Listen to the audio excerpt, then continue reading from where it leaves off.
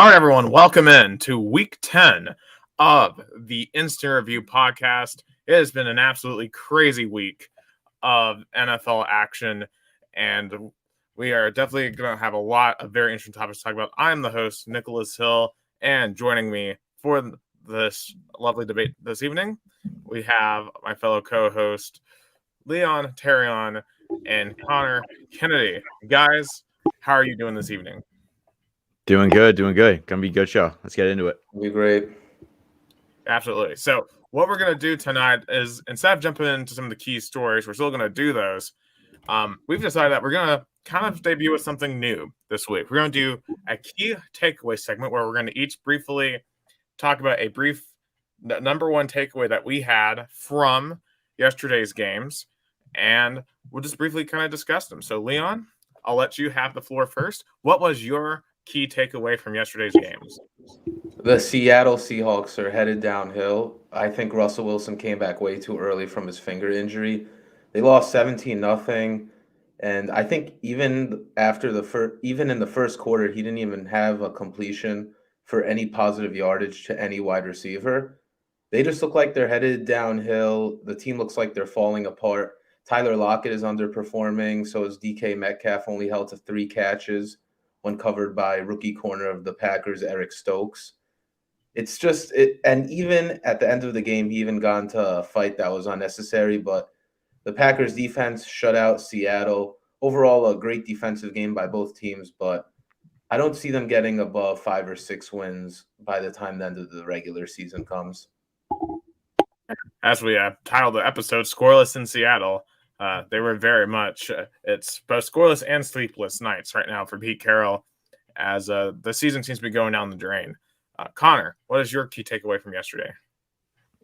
So continuing to go on the topic of teams falling apart, I'm going to talk about the Raiders. I personally, I think they've gone completely downhill these past couple weeks, and I don't really see them making the playoffs.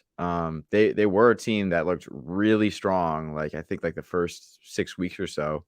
But then all the stuff happened with John Gruden and him having to step down. And then things that happened with Henry Ruggs and some of their 2020 draft picks. And this team's just completely gone downhill. They're going to really need to work at, rebuilding this team after the John Gruden era and some of those bad decisions that organization made during those times. And I just don't really see them pulling it together and finding a way to, make it to the playoffs. Like I said earlier, maybe they could beat up on some bad teams, but as we saw last night, they are not the same as they used to be. And, I kind of saw this earlier. I think last season, they started out strong and then they ended up 8-8. This is why we should never trust the Raiders. I should have thought of that earlier, but yeah. Yeah, never trust the Raiders. And that was just a common theme with John Gruden in his second stint. They just always fell apart at the end of the season. And I remember last year they were 6-3 and they ended up missing the playoffs. And it's going to happen again this year. And honestly, I don't know how much you can even blame the current players and coaching staff. I mean, they've just gone through so much turmoil off the field. It's been unbelievable. But my take for this week's Instant Review podcast is Mason Rudolph's not the answer. Look, the Steelers, if you want to be a playoff team, you cannot tie the Detroit Lions. Now, at least you didn't lose to them, and I have no place to talk about because my Tennessee Titans lost to the New York Jets, right? But I do think that we learned a lot about Mason Rudolph. I mean, we've watched him throughout the 2019 season, and we got to see him yesterday. I mean, he isn't the guy. He doesn't make this offense explosive, and the Steelers cannot seriously go with him. I mean, Ben Roethlisberger should be done after this year, and the question is, where do you find your next quarterback? Because as I've said consistently, I don't think there's a great quarterback coming out this year. Your best options are maybe a Matt Corral from Ole Miss or Kenny Pickett from Pittsburgh, which that'd be an interesting story for Kenny Pickett to stay at the same stadium and play for the Steelers instead of the Panthers. But I don't see either one of those guys being great NFL quarterbacks off the jump. And, they're in a tough position because they still have a good defense. They have Najee Harris in the backfield, who has had his moments this year. But overall, I don't think the future is very bright. But you find ways to win games, or at the very least not lose them. At least this tie may benefit you at the end versus a loss. What were your thoughts on Mason Rudolph? Because I know we were talking before the show, and none of us were impressed at all with him. I don't know. Connor brought up an interesting point in the live stream yesterday, how he wanted to see more of Dwayne Haskins, and I could agree with him. Because what if Dwayne Haskins could turn his career around in Pittsburgh? What could really happen to that AFC North division? Because it's very close right now, but I don't think Ben Roethlisberger is the guy that's going to get them through the playoffs. I think he could get them there, but it's not like last year. It's not like whenever they started off 11-0. It's very different. It looks like the conversation around the Pittsburgh Steelers is a much quieter one that not really much analysts will talk about because they're not at the top anymore. Yeah, I mean, I think Mason Rudolph's been in this league for about 4 years. I think Steelers fans kind of know what to expect from him. He's not someone that'll, win you games, and he can lose you some games as well. He didn't do either yesterday, as we saw in that 16-16 tie playing the Lions. But, like I said last night in the live stream, I think Dwayne Haskins, while he had a terrible first couple years in Washington, and I think part of that's on him and his maturity level at that point in time. I think also some of that blame could be placed onto the Washington organization. As we've learned these past couple years, it's just like an absolutely toxic place. And, sometimes they, especially in the Jay Gruden era and some of their past coaches, pre-Ron Rivera, they didn't really know how to develop their players all that well.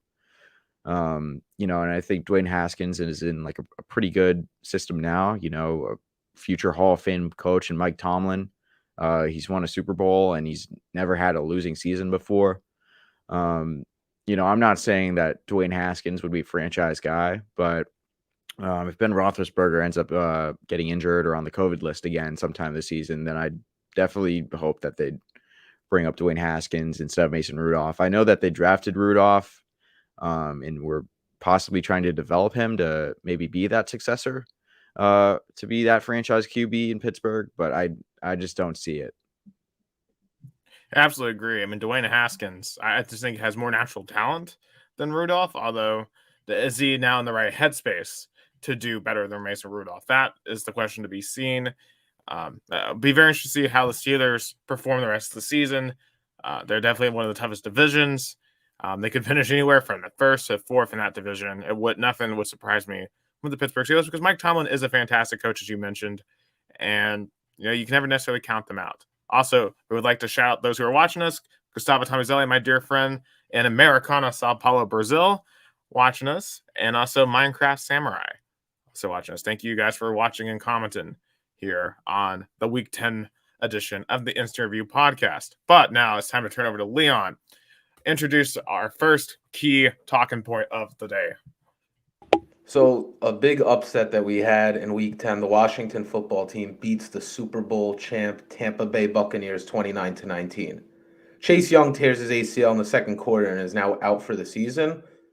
But what a performance by the Washington defense, even without Young most of the game. Guys like Jonathan Allen stepping up in the secondary. Tom Brady was held to only 220 yards and 2 interceptions. Only had 2 touchdowns. Should Bucs fans be concerned about this? Because the Washington football team is now one of the worst teams in the league, but it looks like Taylor Heineke had his revenge game from last season's wild card matchup. Well, I still think that I think the Buccaneers will somehow pull something to end up in the Super Bowl again. So I wouldn't be like too worried. I mean, they were missing like a lot of their all-pro receivers and such during this game. But also I think some of y'all know how I feel about Tom Brady. And he played like absolute garbage yesterday. And I think part of that was because of how the Washington defense stepped up. They covered all of his receivers, and they challenged him to take shots downfield. I think we all know by now that Tom Brady, he's kind of a guy that takes what the defense gives him. He's really good at those, short to intermediate level throws, but he doesn't have that kind of athleticism that we see in some quarterbacks, such as Patrick Mahomes, where they have like an absolute cannon and they can shoot the ball downfield. And that was on full display in this game. And I think if defenses can do stuff like that, for the rest of the season, then I think Tom Brady might have a bit of a tougher time this season. Well, I'll say this, and when it comes to Tom Brady's teams, it always seems like this time of the year they have one or two games where they just absolutely stink. I remember back in 2018, they got blown up by my Titans 34-10. Then they turn around, they still make the Super Bowl and win it, right? No, last year they go down to Tampa Bay, lose 38-3. New Orleans came to Tampa, they lost 38-3 on Sunday Night Football. We're like, oh, Tampa Bay has no chance. Then they come back, they destroy the Saints in the divisional round. They go on, win the Super Bowl. I'm not counting Tom Brady out until I see him lose in January. It just is what it is. His teams always seem to come alive in late December and January. And just to be honest, as long as you have a strong start to the season, you can't afford to have a little bit of a slump in the middle of the season. As long as you can get it going by the middle of December, you're always going to have a shot in January, especially now that we have 17 games. It's going to be impossible, I think, really for any team in the modern NFL to just truly be great for an 18-week season. It's going to be hard.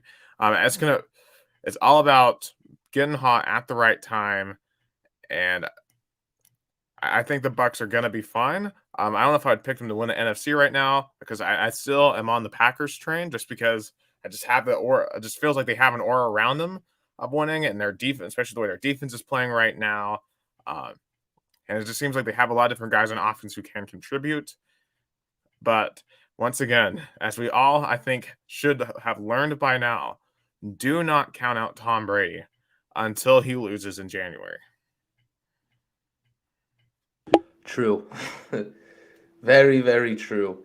Now, this next story is super cool news. Cam Newton has signed a 1-year, $10 million deal with the Carolina Panthers. This is just amazing because I love watching him play. He's a former MVP. He took them to the Super Bowl, which they unfortunately lost. But he plays the Washington football team next week, and I'm not sure if he is getting the start. I'm not sure if any of that news came out. But how do you guys see the Panthers matching up against Washington's defense? And will Cam Newton have a really good or a really poor start? Yeah, I'll say this. I don't think PJ Walker necessarily played terribly. I mean, I know he had a turnover, but still, he was efficient for most of the game, and they really relied on their weapons. Of course, Christian McCaffrey being back is massive. I mean, you can't overstate how much the Panthers offense missed Christian McCaffrey. He is the engine that makes the offense work.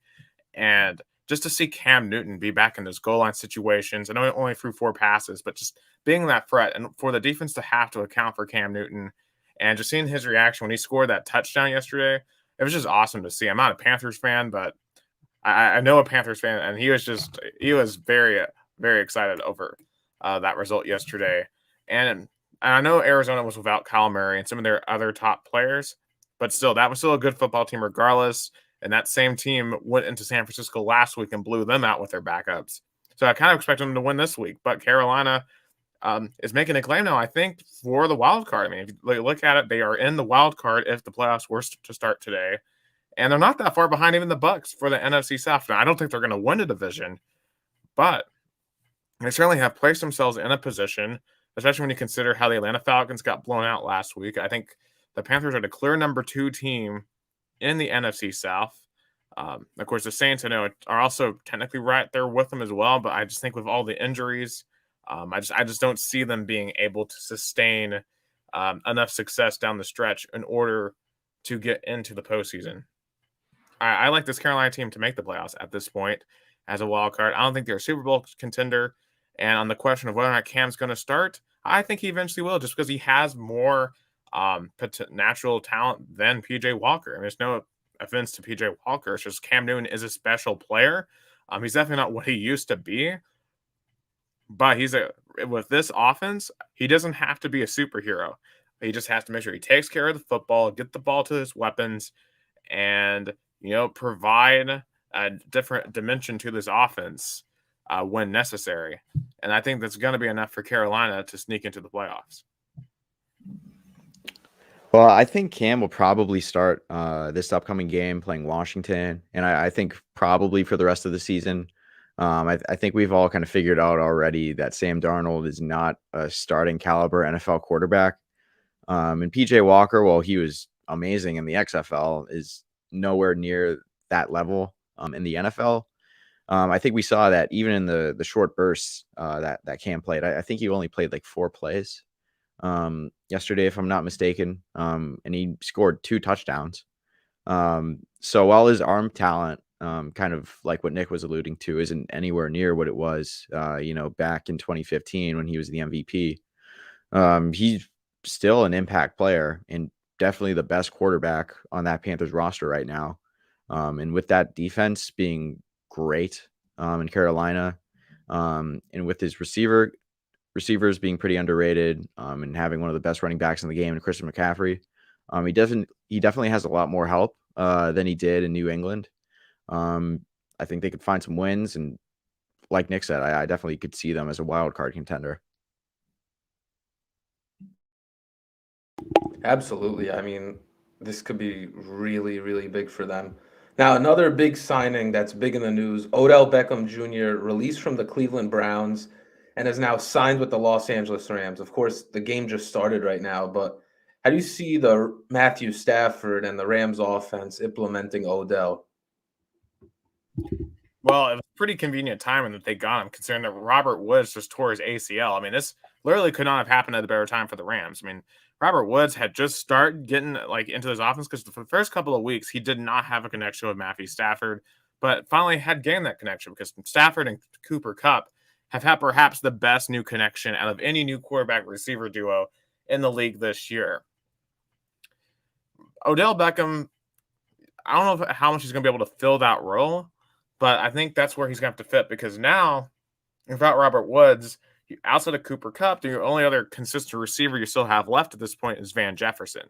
And then you still have Tyler Higbee at tight end. And, of course, you got a stable of running backs, including Daryl Henderson. So, I mean, the Rams offense is still very talented, but losing Robert Woods is a blow. But if Odell can get back to his production levels in New York, he could definitely find a fit here.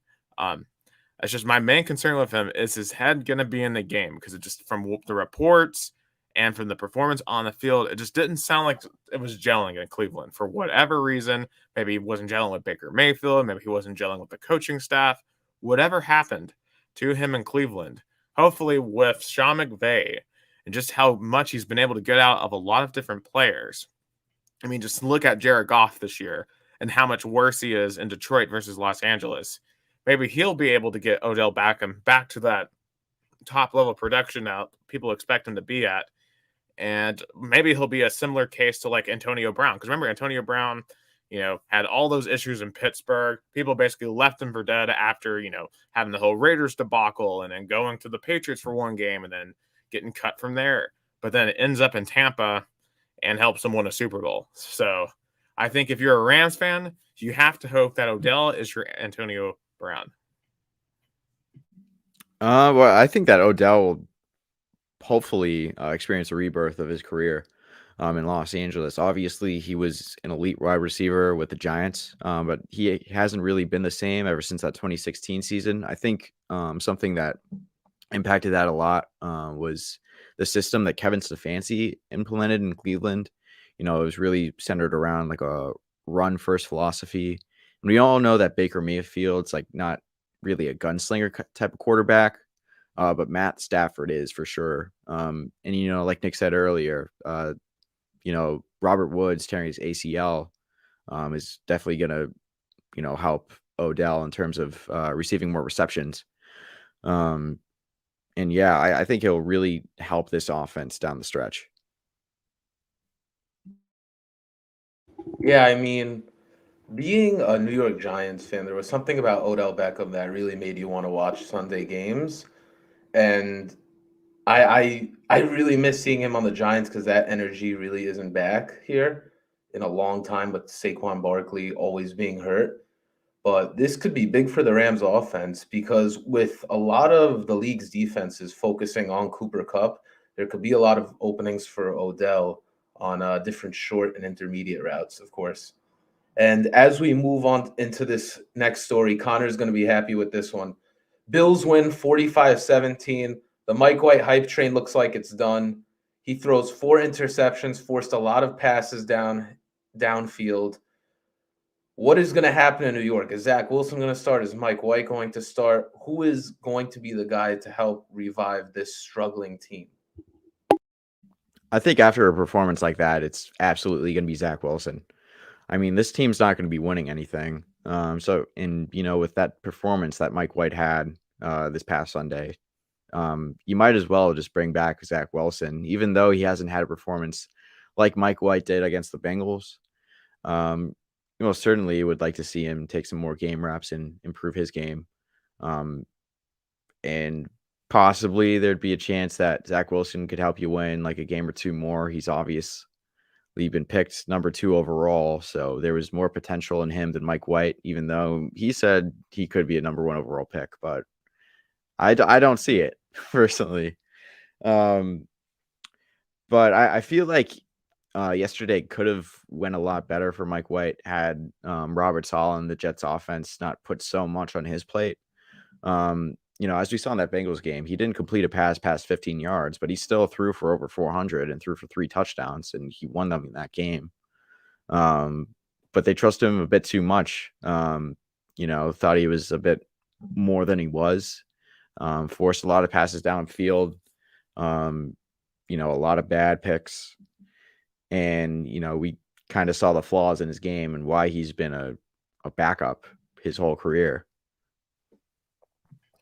Yeah, I mean, just looking at this game as a whole, I am impressed with how the Bills responded to last week, because losing to the Jaguars, I mean, that was an embarrassing loss for them. But to come back and take care of business against the Jets, that's exactly what you want to see your football team do after a bad loss, and that's what they're able to do. On the Jets quarterback situation, you invested so many resources into Zach Wilson, you'd be crazy to not give him another shot, considering that the talent level around him in New York just isn't very good right now.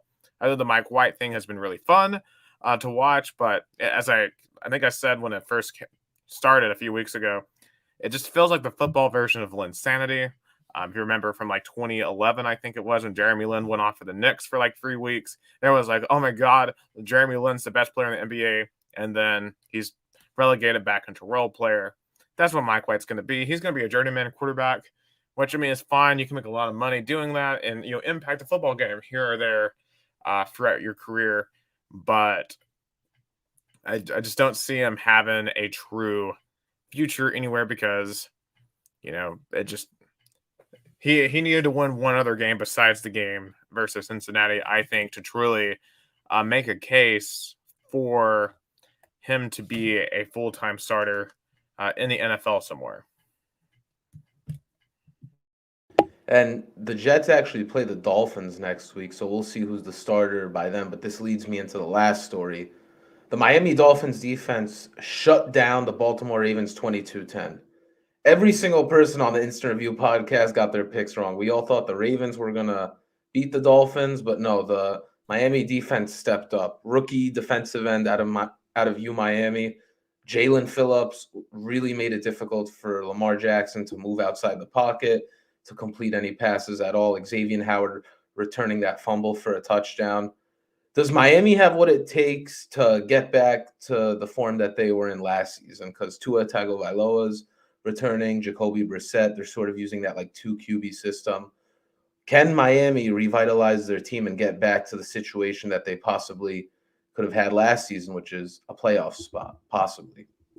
First and foremost, definitely share a profile for friends, because you might be able to make a lot of money fading our picks. If you're in a state that has legalized sports betting, because we all messed up on our Thursday night picks and last night, because we all picked the Raiders to win and the Chiefs won. So if you want to make some money, fade the Interview podcast, because if we were putting money on these games, we'd be losing a lot of them. But you can win a lot of money by fading us. So on this Ravens-Dolphins game, I think it's a combination of a couple of things. One is a Thursday night. we see where things happen on Thursday nights because there's less time to prepare. Lamar Jackson just seemed completely off. The offensive line was getting absolutely humiliated up front. And it shows kind of a deficiency of Baltimore is that when you are able to take away their run game, then the Ravens are going to struggle because they have to have the run to set up the pass. And this is the exact reason why Baltimore has not won anything over the past couple of years in the postseason outside of one game. And it's probably going to end up being the same result in this postseason because you have to be able to consistently pass the football. Now, Lamar Jackson has gotten better at passing, but it didn't show in this game.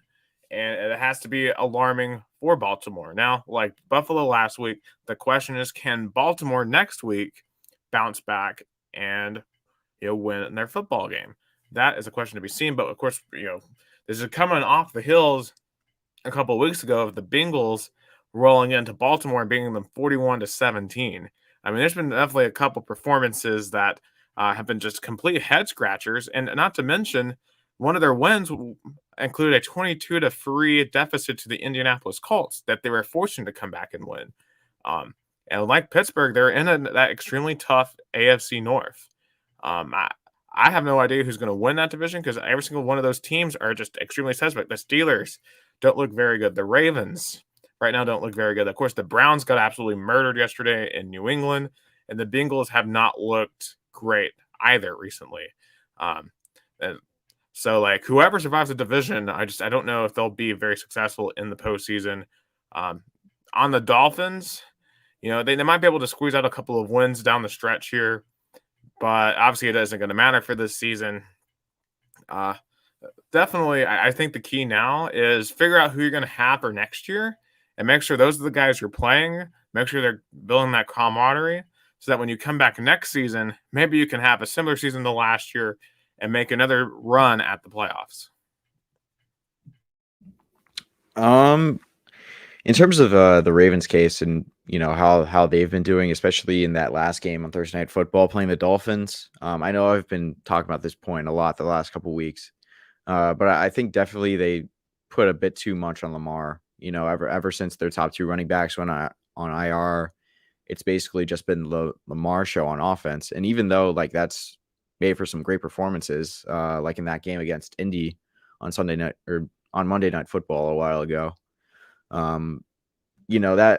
That model of offense isn't really sustainable if there isn't all that much help for Lamar. And it's going to be difficult for them down the stretch, especially with how they played, this past Thursday. And I personally don't really see them making it past the divisional round if they are in the playoffs, which I think they still will be, but it'll be really difficult for them.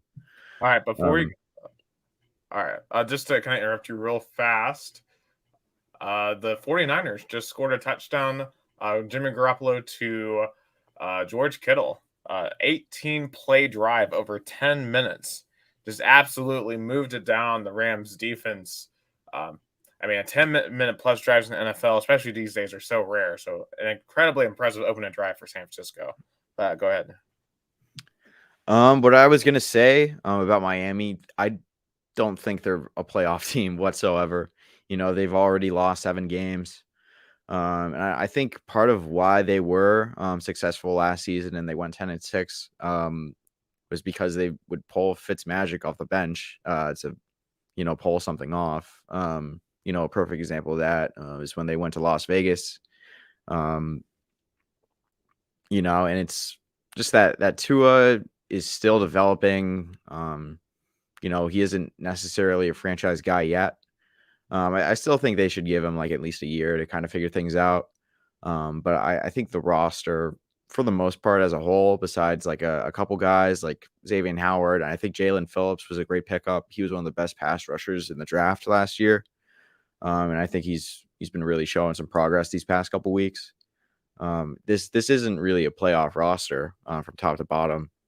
And I think that front office and that coaching staff have got to do some soul searching in the offseason, really kind of see some of the ways that they went wrong within their rebuilding process. I know a lot of people were championing them, after going from 5-11 to from like probably the worst roster in the entire league to going to 10-6 and almost making the playoffs, but missing it, just like kind of a fluky finish. They're definitely not the same team as they were last year. And they've got to figure some things out if they really want to build a contender. Even though we are still seeing the AFC unfold, I still feel like they could make the conference championship. Like, a lot is being put on Lamar Jackson's plate, but I think he already has 4 comeback wins this season. And developing as a passer, he just looks amazing. I see him having a very successful playoff run. I don't see them in the Super Bowl, but I think Bills and Ravens could be a nice AFC conference championship matchup, definitely.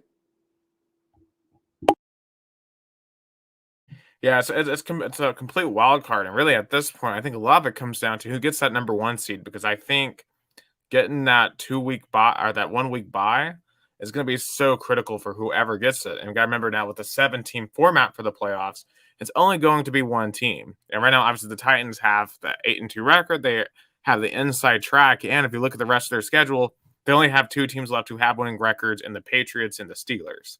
And of course, they have 3 games left combined between the Texans and the Jaguars. So you would think as long as the Titans take care of business, they have that inside track. I'll tell you, I personally don't feel incredibly confident on that, but you always have to wait and see how this unfolds, because I really think getting that number 1 seed is going to be very, very critical, because I know the Bills are second right now, so I'm not sure how the rest of their schedule unfolds in terms of how many winning teams they have left they have to play. But it's going to be very fascinating to see how that race, and I think it's going to be a very, very important race indeed.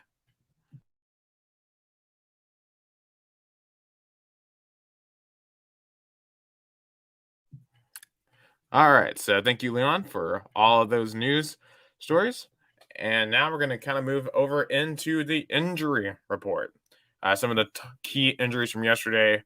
And it just seems like every single week this year, it just seems like there's big injuries every single week.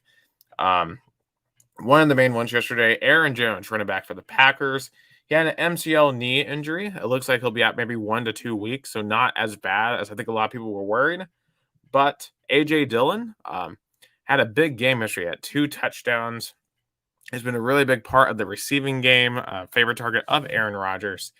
And he's going to be the main back. He's going to get carries virtually every single down.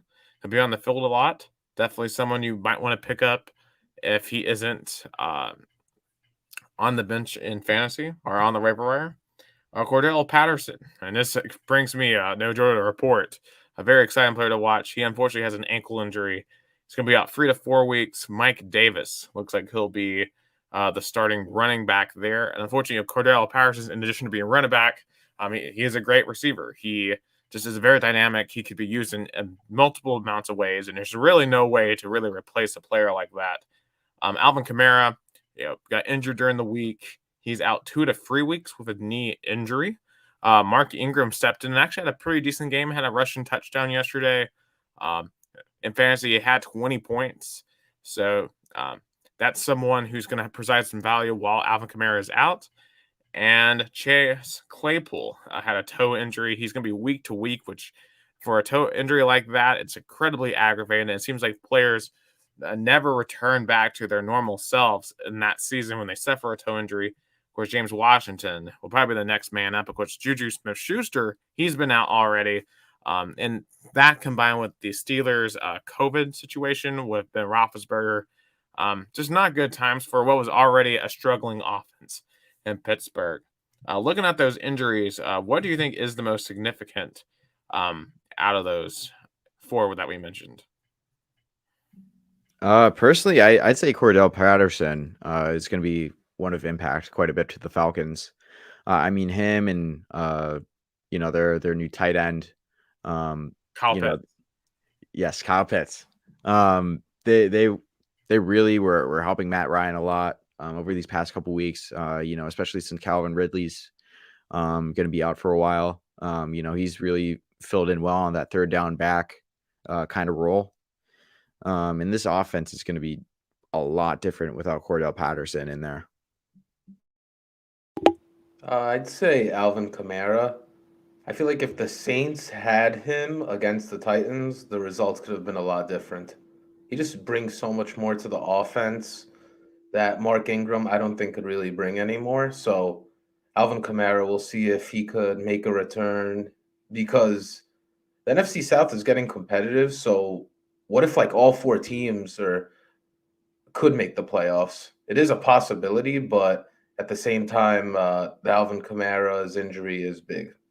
So quick update from the Rams 49ers game. The 49ers just got a pick six. Trying to see who got that because I was looking away. See, Stafford threw it to there. Trying to throw it to Higbee. And oh my goodness. So Higbee, he had the ball caught, but it popped back up. And then Denzel Ward, I'm actually not sure who the first name of that is. Ward, number one for the 49ers. Got the interception, brought it back for a touchdown. They're about to make it 14-0 San Francisco. That is shocking to me. The Rams, what is going on with Los Angeles? I mean, this you would think it's one of the most talented teams in the entire league. But last week, they got kind of ran out of their own stadium by Titans. Matthew Stafford threw a pick six in that game, and now Matthew Stafford just threw another pick six. Is he reverting back to his Detroit days? Like, what's going on with the Rams? I think they're just so focused on the passing game right now because they have Odell Beckham. And they do have Daryl Henderson, who's kind of one of the most underrated players in the league this season because he is having productivity in the rush game, and he probably will finish over 1,000 yards receiving. But maybe Stafford's just forcing it too much. Yeah, and to be fair, I don't think that was necessarily his fault because his tight end bobbled that and kind of just popped right into the San Francisco players' hands. But not a good start. I mean, your defense gives up a 10-minute plus drive and then a pick six afterwards. Not a recipe for success, especially in a primetime game in a rivalry match like the Rams and 49ers. So we'll see if the Rams are able to come back in that. But back in the injury thing real quick before we move on to fantasy, I'm going to say Chase Claypool just because the Steelers' offense is so challenged as it is. They need as many of their weapons to be healthy as possible. And Chase Claypool having this week-to-week injury, as I was saying in my kind of little spill a minute ago, I don't think he's going to be able to be the same because toe injuries are just so weird. Like they affect players differently on a day-to-day basis, and you're just not going to be able to know what you're able to get out of him week to week if he's able to play at all. So I think for the Steelers, especially with the race that they're in, I don't think that's going to work out very well for them. All right, so we're moving over to fantasy football. So the top 5 performances of the week: Patrick Mahomes. The Patrick Mahomes that we all knew came back last night in Las Vegas, had 36.2 points, just absolutely dominated the Raiders. Dak Prescott, too, also made a comeback this week after just an awful game last week against Denver, had 26.3 points. A.J. Dillon in that backup running back role had 24.8. Shout out to Ramondre Stevenson. He had 100 yards rushing yesterday, had 2 touchdowns, had 23.4 points. And the Cowboys defense all over Atlanta yesterday, had 23 points. Made a statement after being down 30-0 last week to Denver en route to a 30-16 loss. So, and then this is a shout out to Oscar Orengo. He was one to put this together. So his top 3 surprising performances: Ramondre Stevenson, A.J. Dillon, and Patrick Mahomes. And it's just crazy to me that we're here in the middle of the season and saying that Patrick Mahomes having 36 points is shocking. But it really is, considering just how off he's been all year. And all of a sudden last night, the real Patrick Mahomes stood up. They're just somehow finding ways to put themselves in situations where they could be successful. I understand there's a little luck to it, but Chiefs look like they're headed in a positive direction for sure. Yeah, so his waiver wire picks include Ramondre Stevenson, if he's on your waiver wire. Sony Michel as a handcuff, if anything happens to Stevenson for the Sony Michel is a handcuff for the Rams. Justin Fields, Chicago quarterback, he's definitely been getting a lot better recently. Really took off in that fourth quarter last week against Pittsburgh. And Dan Arnold got traded away for peanuts a couple weeks ago, but hey, he's making an impact down in Jacksonville. My staff pick, Cam Newton, especially if he ends up being a starter, I think he should already be a QB2 if you're in a 2-quarterback league.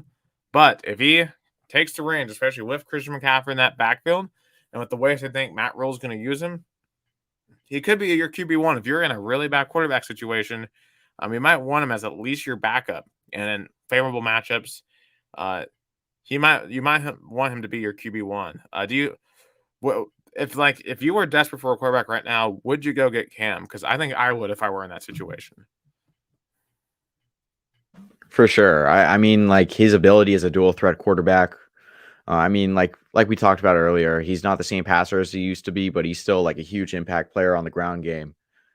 So I'd say easily. I mean, like I don't see them starting Darnold or Walker over Cam Newton like at all. And I think that, like we talked about earlier, they could make it to the playoffs with him. So I think he could at least give you like at least 18 points a game. If your QB's like injured or, maybe he's not cutting it. Just think about like how happy the Carolina fan base is right now. Having Super Cam back, that is just amazing. I really do wish the best for them, and it will make the NFC South playoff race a lot more interesting.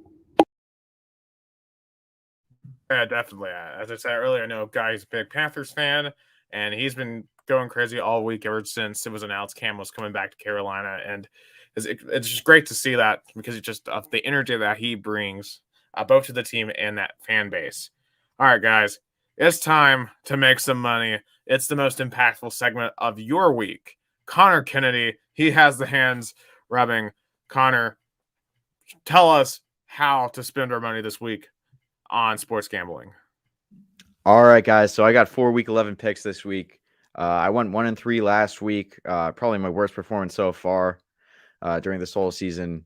But we're going to bounce back this week. And I'm going to start this off with the New Orleans Saints versus the Philadelphia Eagles. The New Orleans Saints are favored. Actually, no, the Saints are favored. Sorry. The Eagles are favored by 1.5 points. And the over-under is 44. Now, the Saints season so far has been one of inconsistency. They've beat some of the best teams in the NFC, such as the Packers and the Bucks. Well, they've played terribly against teams like the Giants, and they choked against the Falcons somehow. Meanwhile, the Eagles have been interesting as well. Well, they certainly aren't Super Bowl contenders, and I personally don't believe that Jalen Hurts is that franchise guy. They've been playing hard and winning games, and Devontae Smith's been emerging as a standout wide receiver one. Now, I'm going to pick the Saints to win this matchup. Now, as long as their defense can stifle Hurts' running ability and Simeon can be effective as a game manager, then I think they'll win this one. This next matchup that we're going to talk about is the Green Bay Packers versus the Minnesota Vikings. The Packers are favored by 3 points, and the over-under is 49.5. Now, the Packers are looking again like one of the top teams in the NFC with their offense humming, and their defense really stepping up these past few weeks. Now, meanwhile, the Vikings have probably been one of the most underwhelming teams in the entire league thus far, have been inconsistent as a whole on both offense and defense. I'll go with the Packers not only to win, but to cover as well. Right now, I think they're the best team in the NFC. But while I think Minnesota will play hard in this game, I highly doubt that they could beat this Packers squad. And this next matchup that I'm going to be talking about, it's going to be the Dallas Cowboys versus the Kansas City Chiefs. The Chiefs are favored by 2.5 points. The over-under is 55.5. Now, this Cowboys offense is probably one of the best in the league right now. And also, we've seen a completely different defense than we did last season in Dallas. Meanwhile, the Kansas City Chiefs bounced back last night big time in Las Vegas with their offense returning to form and their defense also being slightly better than we've seen from them so far this season. Now, I personally still think that Dallas is currently the more well-rounded team in this matchup. And if their defense can cause Kansas City to turn over the ball, then I think that they'll win this one. In this last matchup that I'll be discussing, it's going to be the Cincinnati Bengals versus the Las Vegas Raiders. The Bengals are favored by 0.5 point, and their over-under in this game is 49. Now, the Bengals and the Raiders both started the season out pretty hot, but they haven't looked as great over these last couple games. Personally, I trust the Bengals to bounce back way more than I do the Raiders. Now, this Bengals offense can be explosive when Joe Burrow is playing at his best, and their defense is much improved from last season as well. Meanwhile, the Ravens organization is in complete turmoil right now, and I don't think that pickup of Deshaun Jackson is going to help much to solve their offensive woes as of late, as we saw on full display yesterday.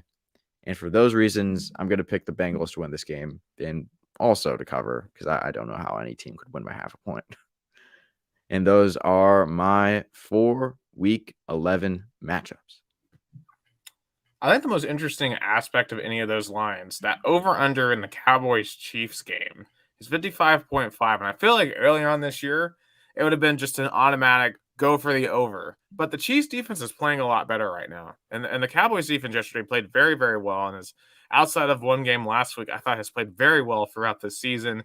How would you approach that over-under? Because honestly, I would be more tempted, honestly, to do the under there because I know obviously Patrick Mahomes looked great last night. Dak Prescott looked great yesterday. But these are two teams that have improving defenses.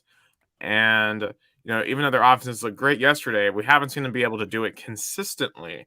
Do you think that maybe just one that you would stay away from? Or, would you perhaps think about that under if you're really gutsy? Personally, I think I'd still go for the over. I know it's definitely like a bit more risky than it probably would have been maybe a couple weeks ago. Obviously, this Kansas City offense really came back big, yesterday. But also this Dallas offense is great too. I personally think that even if the Kansas City Chiefs offense only scores like 20 points, then I think the Cowboys could easily score 40. And it wouldn't be that far-fetched if both teams combined scored over 55 points. Yeah, and just a very quick update. Tyler Higbee just scored a 10-yard touchdown. So the Rams have responded. It's probably about to be 14-7 there. But Leon, do you have any comments on these betting lines? I think I'm just excited to see that Kansas City and Dallas Cowboys game. I think it could possibly be a shootout, but at the same time, it could be a very big defensive game, but I would definitely take the Cowboys in that matchup, and I think the Cowboys could possibly win by 10 points.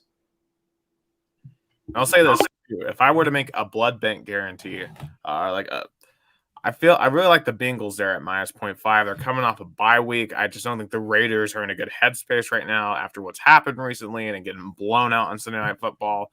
I feel like the train's about to come off the rails there. I think the Bengals have something to prove after losing to the Jets 2 weeks ago.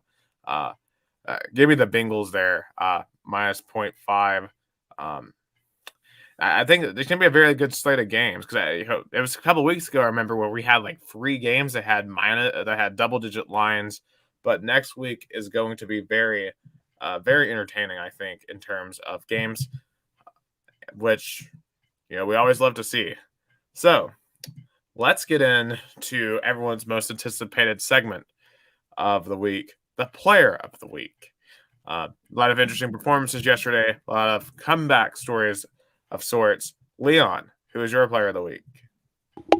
So all the games going up to the Chiefs game, nobody really had any crazy standout stats, but Patrick Mahomes is proving us wrong. 35 of 50, 406 yards, 5 touchdowns. It looks like the Chiefs might be able to lead the AFC West and make a dominant performance in the playoffs, but at the same time, the AFC is just wild. We don't know what's going to happen. Somebody loses, that's good every week.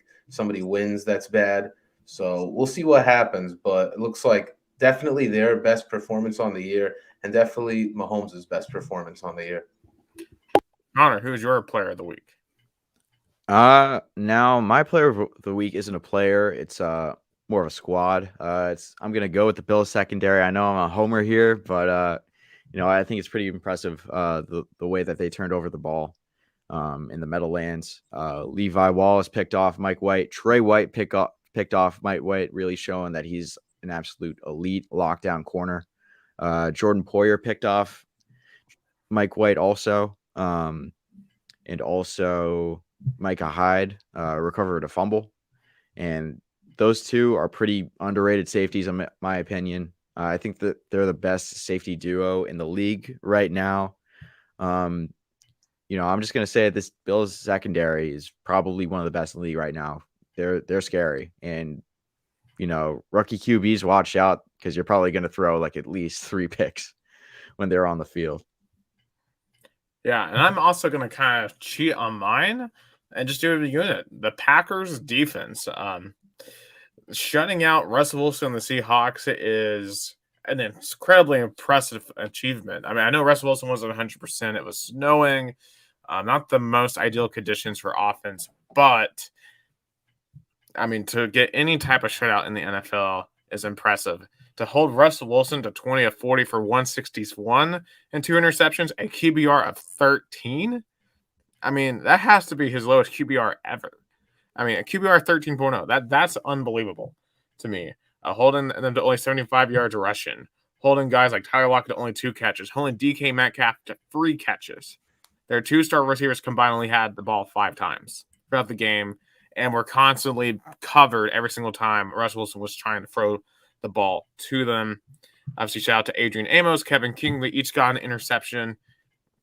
And they got, I believe, 3 sacks for 28 total yards as well on Russell Wilson. That was one of the most impressive unit performances.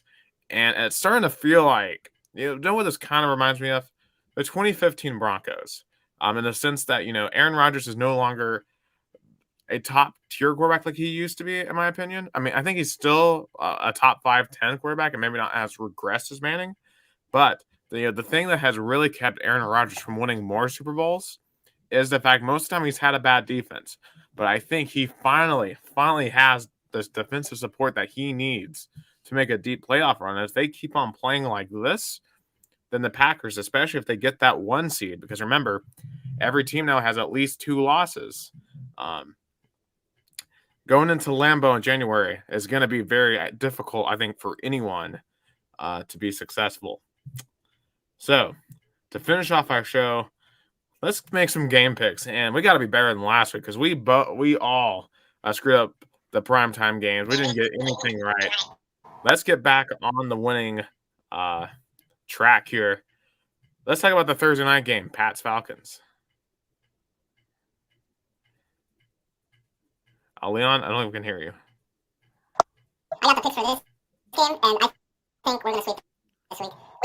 We all chose the Patriots. Connor chose the Patriots. Hey, Yeah, I don't know what happened to your mic. You sounded like like Alvin and the Chipmunks. yeah, Alvin and Chipmunks right now, or like the dog from Up. You guys can hear me now? Yeah, All right, yeah. Now you sound normal again. Yeah, we have some technical difficulties. So Connor's pick is 34-21 Pats. I'm going to go 38-17 Pats. Nick goes 31-27 Pats. And Oscar finishes it off 27-24 Pats. I think So this that's the week's going to Falcons be money line. I think this is going to be a better week than last week. Yeah, hopefully we got to get this one right because we cannot all pick the same team and then miss the pick again, right? Otherwise we might become the next Manning cast and have our own curse. So put that in the record books, folks. You don't want us picking your team because the Interview podcast will curse them. With that, go ahead. Yeah, honestly, the way that me and Leon picked the Pats to win this one outright, I think that the Pats could lead 28-3 sometime in the third quarter, and then the Falcons really come back, bring this over to overtime, and then they win this one. A real revenge game for Super Bowl 51. Gonna change some narratives. Yeah, hey, Georgia sports anyway. The Braves won the World Series. Of course, I went to Georgia, Tennessee over the weekend, and I don't see any way Georgia doesn't win the national title this year in college football. And hey, the Falcons, can they avenge the Patriots? That would be a good turn of forces for my friends down in the Peach State to myself. But with that being said, Kyle Pitts, just watch out for Kyle Pitts, next best tight end in the league. Yeah, indeed, I've seen him play too. That's a wrap, and thank you again for watching the Instant Review podcast. We will see you again next week for Week 11 when we recap all NFL-based news. We give our takes. We try to pick games correctly for once. Talk about fantasy. Talk about injuries. Try to make you some money for sports gambling and much, much more. Also, follow us on Twitter at Instant Review Pod. Follow us on Instagram at Instant Review Podcast. And most importantly, really, follow us on TikTok at the Instant Review Podcast. We're doing game reactions. We're doing news reactions. In fact, doing some in-stadium reactions. Record some of my experience at a college football game this weekend, SEC game. We're going to try to go to some NFL games that are on this season just to get you guys some of that in-stadium feel since stadiums are full once again. which is just amazing to see. And most importantly, if you're watching us here on YouTube, subscribe to us, click that notification bell so you'll know when we are on live. We usually will be on at 8 p.m. on every single Monday night during the football season. For Leon Taryan, for Conor Kennedy, I'm Nicholas Hill. You've been watching the Ints Review podcast. Take care and tune in next Monday night for the next episode.